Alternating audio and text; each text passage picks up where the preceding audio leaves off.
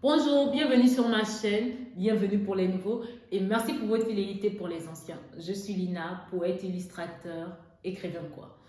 Je fais les livres pour enfants, de la poésie dans des posters. Je vous laisse savoir en description ce que je fais. Mais aujourd'hui, nous allons parler de 3 vérités que j'aurais aimé savoir pour mon année 2024, pour mon année désert. Reste à la fin, j'aurai un point bonus pour toi, ok? Allez, premièrement, premier point, non des moindres, aime Dieu plus que toute autre chose. Tu te diras, mais c'est évident, c'est un point que l'on connaît et que l'on a appris durant notre année d'enfance ou quand on arrive à Jésus, on nous cite les 10 commandements, mais j'aurais aimé que ça soit une vérité accomplie pour moi. Pourquoi? Je vais d'abord lire le verset. Luc 10, Luc 10, verset 27. Il est dit, il répondit, tu aimeras le Seigneur, ton Dieu, de tout ton cœur, de toute ton âme, de toutes tes forces, de toute ta pensée et ton prochain comme toi-même. Pourquoi je parle de aimer Dieu plus que toute autre chose? Il faut savoir que dans le désert, il y a beaucoup de choses. Il y a les promesses de Dieu que tu auras l'impression, tu auras des géants, tu verras des géants, tu verras le vent, la tempête, toutes ces choses. Mais tu devras aimer Dieu malgré les circonstances. Tu devras aimer Dieu malgré la promesse qu'il t'a faite. Parce que oui, tu attendras peut-être ces promesses peut-être qui sont écrites dans la Bible, qu'il a dit pourvoir à tes besoins et tu te verras que tu es dans le manque, tu voudras, en tout cas, il y a beaucoup de choses qu'il a promis que tu ne verras pas, mais tu devras l'aimer malgré ses promesses, malgré ses circonstances, mais tu devras l'aimer suffisamment pour pouvoir toujours l'obéir malgré l'épreuve et les tempêtes qui vont se passer autour de toi. Tu devras l'aimer suffisamment pour l'obéir, l'aimer suffisamment pour comprendre qu'il est souverain. Pourquoi je dis ça? Parce que généralement, quand on attend les promesses de Dieu et quand on voit que ça ne s'accomplit pas ou quand on est le désert, on se décourage. On devient rebelle dans notre cœur, dans notre pensée et on a l'impression qu'il nous a abandonnés, etc. Et j'ai vu des gens et j'ai entendu qu'il y a certains chrétiens même qui ont abandonné la foi parce que justement Dieu ne pourvoyait pas à ce qu'ils attendaient. Mais tu devras l'aimer suffisamment pour comprendre qu'il est souverain et qu'il fait bon à qui il veut et dans son temps convenable. Ça, c'est un des points que j'aurais aimé savoir pour 2024. Le deuxième point, c'est être toujours recours à la présence de Dieu. Être toujours recours aux forces de Dieu et non aux tiennes. On va déjà commencer par lire le verset.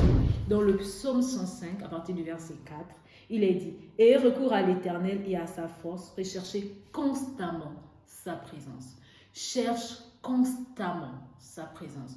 Quand tu arrives dans le désert ou quand tu arrives dans un temps d'épreuve ou un temps où tout ne va pas bien, tu as l'impression de te décourager ou tu te décourages, tu commences à ne plus lire la Bible, ne plus faire ceci, ne plus faire cela. Cherche constamment sa présence. C'est dans sa présence que tu seras renouvelé dans sa foi. C'est dans sa présence que tu pourras te ressourcer et abandonner certains fardeaux. On a tendance à porter nous-mêmes ce poids quand on voit qu'on a l'impression que Dieu n'agit pas. Je dis l'impression parce que Dieu agit toujours, mais juste pas comme on le veut, ok?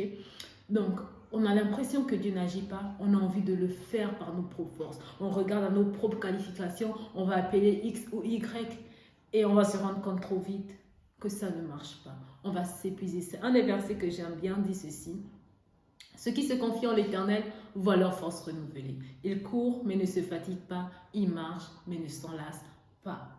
Ça veut dire que si tu te confies en l'Éternel, si dans ton temps de désert, tu abandonnes ce fardeau que tu as envie de prendre toi-même et le laisser ça à lui, tu seras renouvelé, ressourcé. Je le dis parce que ça fait mine de « ouais, mais comment on fait ?» ou bien mine de « ouais, on prie, on prie ». Non, cherche vraiment sa présence.